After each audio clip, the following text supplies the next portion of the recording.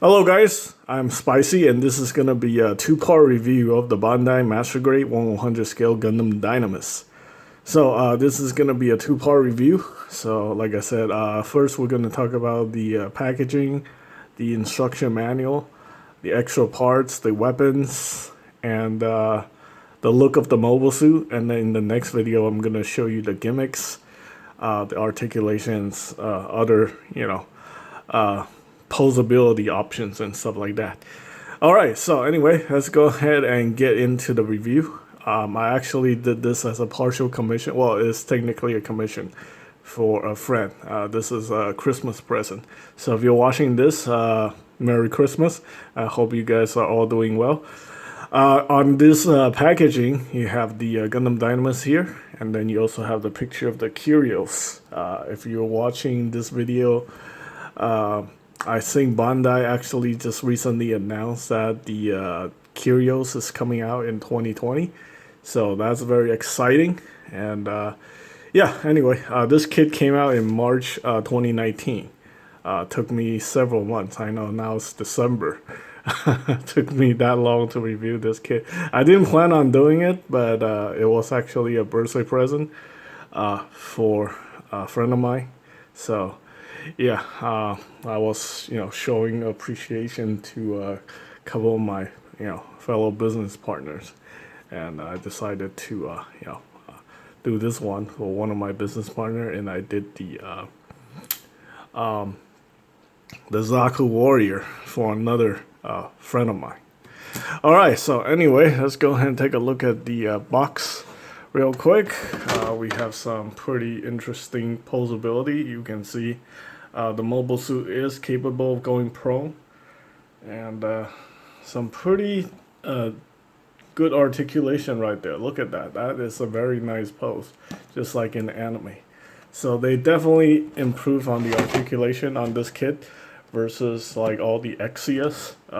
So a lot of people suspect that this new frame, I guess we can call it the GN frame 2, is going to replace the aging frame of the Exia. And we'll probably see a revived version of Exia, Exia 2.0, as well as all the other suits in the 00 line. And again, since it's new, the blue logo, there's no pricing on this. You can get this anywhere. Actually, it was actually on sale on Barnes & Nobles a couple months back. And you can get as low as $27. That's absolutely insane, because something like this will probably usually cost you around $50. But yeah, you can get it for $27, including tax and fees. So that is pretty crazy. Barnes & Noble have all those coupon codes where you can stack them together. And yeah, it's crazy. Anyway, all right, so we're going to talk about, okay, wait, let's talk about the instruction manual first. We have the picture of the Dynames without any of the stickers on there. Here is the pilot right there. There's even a little area for Haru. Unfortunately, these all have to be painted. It's molded into the mobile suit itself. Inside the cockpit, he has that sniper rifle camera thing, and then he has Haru. And then there's lock-on holding on to Haru if you decide that you want to paint it. Yeah, the figure ring is all white.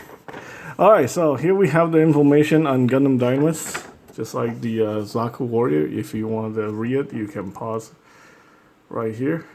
You can read more about it. Here is lock-on Stratos. Or Stratos. Yeah, his real name is Neil Delandi. And you guys, I think most of you guys have watched Gundam 00, so you guys know what happened to Neo. Yeah. We end up with Lyle. Which happens to be his exact twin brother. They look exactly the same. Here we have the construction. Basically, just build up the GN drive. You need 2 LED to operate the GN drive. Right there. The build is actually pretty engaging. There's a lot of parts to this kit. Yeah, and also lots of gimmicks. I'll be honest with you, this is probably the most intricate Well, actually, no, it's not the most intricate master grade I built. That would be the RX-78-2 3.0. That thing was insane. But yeah, this one has a lot of parts. Took me quite a while to build this kit. You definitely get your money's worth, especially if you can get this kit for 25 bucks. That is just crazy. Alright, so we have some documentary photograph.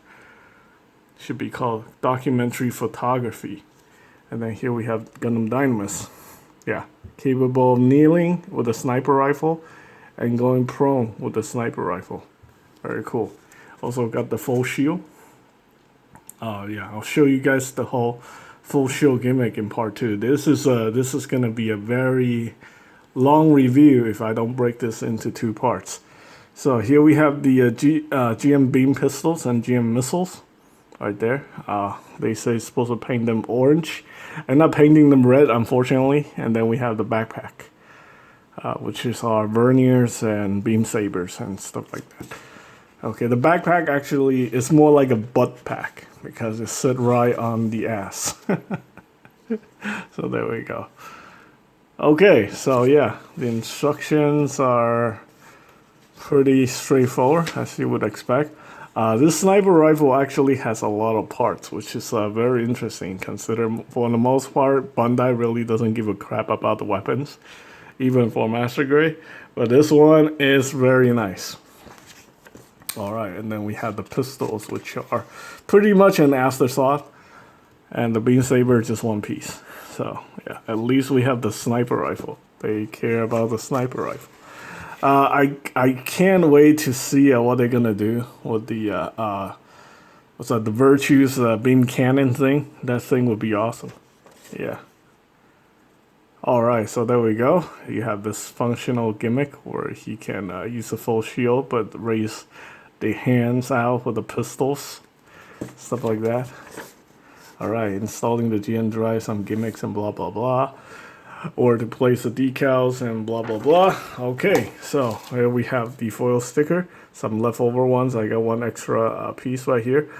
They say you can actually place this piece behind the lens. If that's what you want. I end up putting the one outside the lens, like that. And in here, we have the leftover parts. Well, some leftover parts and some alternate parts. So there we go. I'm gonna need to use these. So we have these for the bipods.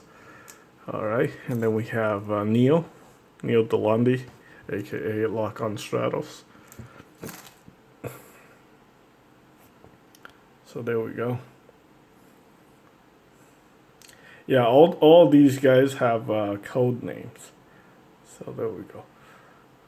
Yeah. But at least we got the real name for Lock-On and Setsuna. Setsuna is Soron Ibrahim, and then Lock-On is Neil Delandi, or Lyle Delandi. We don't know the real names for the other 2 pilots. I think Tyria is that's his real name, since it's like a synthetic human or something. Yeah, but nobody knows what's Alleluia's real name. It's freaking ridiculous. Okay, so we have all these swappable hand parts right here. Yeah, these are pretty common. You know, these are probably the better design parts for master grades. You know, instead of those like stupid articulated fingers. These are the leftover extra hand covers. We have another part here for the head, for the V-fin. Here we have the action-based adapter for the master grade kits.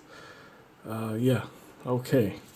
And then we have the humongous foil sticker. Not foil sticker, just a sticker sheet. Has some leftover parts, so you can customize if you like. Okay, so we'll get that out of the way. And like I said, we're going to focus on the weapons. So we're going to talk about the weapon gimmick right here. So the knee part right here, you can open up this part, and then you have the missiles right there, which I painted red. I think that actually looks pretty cool, red and green. Kind of like well, I guess this is a Christmas Gundam. It's like totally Christmas colors, red and green, right? Yeah. All right, and then on the side here, we have the holsters. for the pistols. I did actually detail these. I painted it. So, yeah. I mean, I just acted the accent color using black paint. So, it's very subtle. It's not like over the top or anything. So, yeah, the pistols can go in there, and then you can hold the pistols in there like that. And then you just connect to the side of the feet. Right there.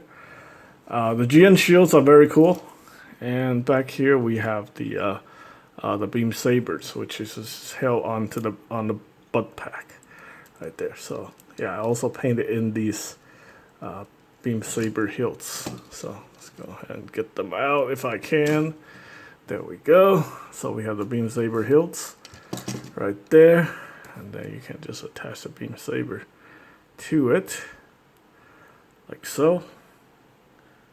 There we go. Yeah. All right.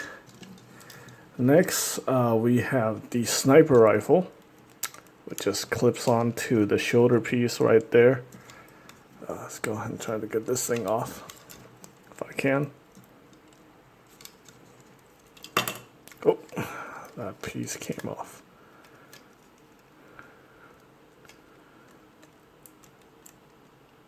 Hang on.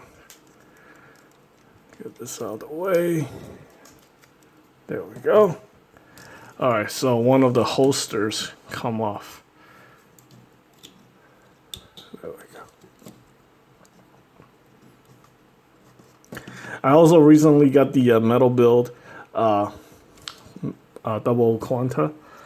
Too bad I'm still waiting for it to come in, so I probably by the time the metal build double quanta get here, this kit is probably long gone because I'm sending it over to Hawaii to my friend. So there we go. Okay, so there we go. Here we have the sniper rifle. You can see the bipod can be extended like so. Basically, you just attach these legs to the bipod. This is used mostly for the prone position, right there, like that. Yeah, and then you have this piece on the back that extends. This can actually connect to the forearm for a more steady grip. And here we have the side handle, and this is also the charging handle. If you if you want to pretend it's like ejecting a shell like that or reloading. So that's pretty cool. I painted in all the details there like that. The scope can be adjusted, so that's pretty cool. It can move side to side. Depends on if you want to snipe using the left hand or the right hand, stuff like that. Pretty cool. All right, so I painted most of the detail. The barrel is painted gunmetal.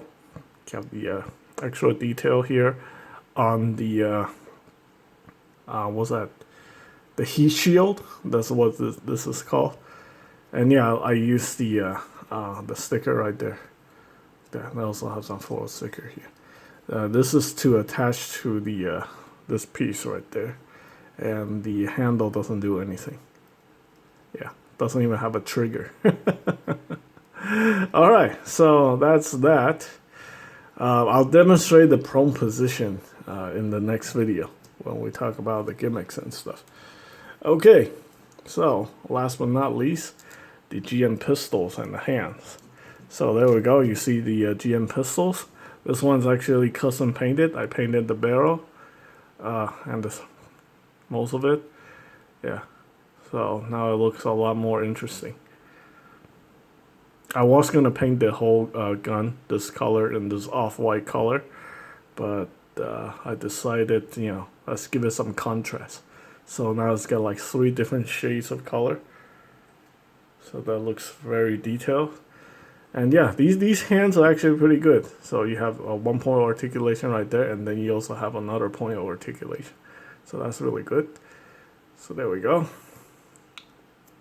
Really like the way these ones turn out. Okay, so let's talk about the mobile suit in general. So you can see it's very detailed. The shield This is also extra. All these are extra painted details to bring out, you know, more detailing on this kit. There we go.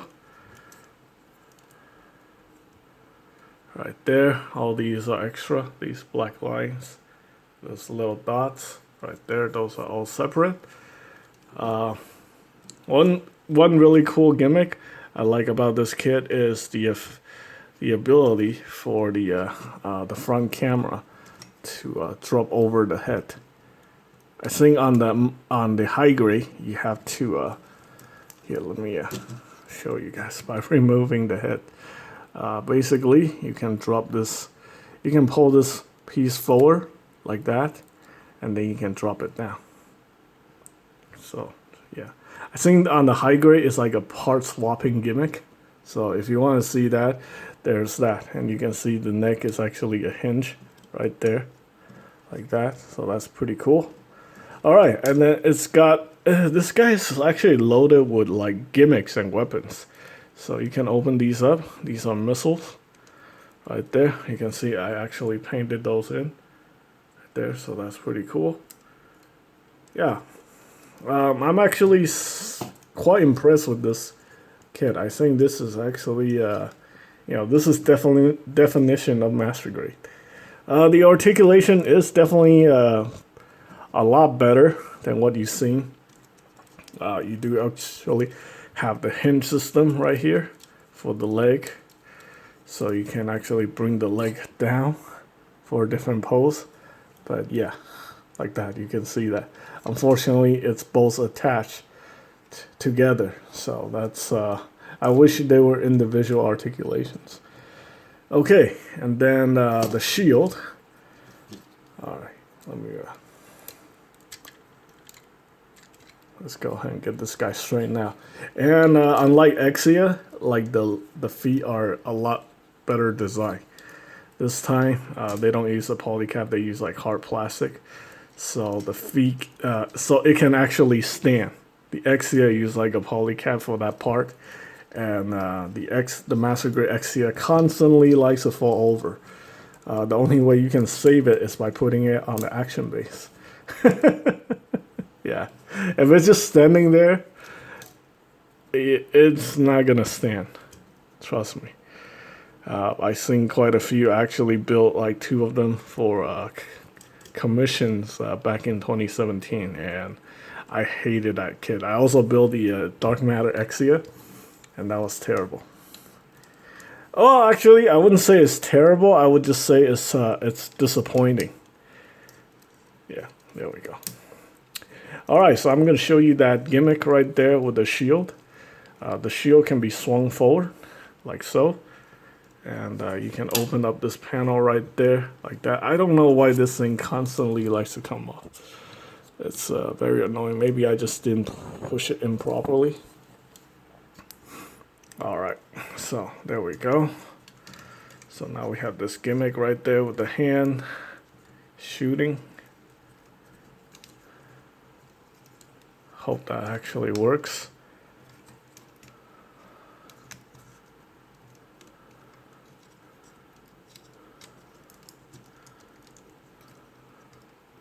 Yeah. In the next part, I'm just gonna focus mostly on the articulation, so don't have to worry about this too much.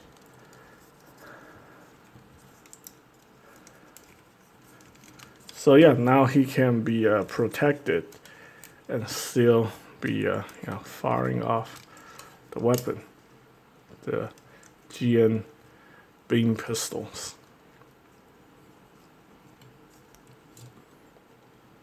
There we go.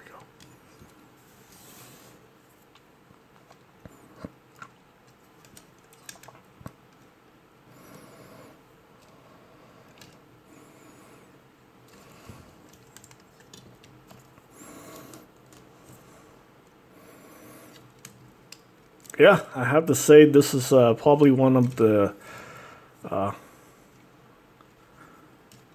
more well-designed master grades Bandai has put out in recent history. Yeah. The way I see it, you know, it's the future looks bright for Gundam 00 fans. There we go. All right. So this is not over yet. Stay tuned for part 2, which we'll talk about the rest of the gimmick articulation and other gimmicks on this kit. All right, that's pretty much it. Thanks for watching.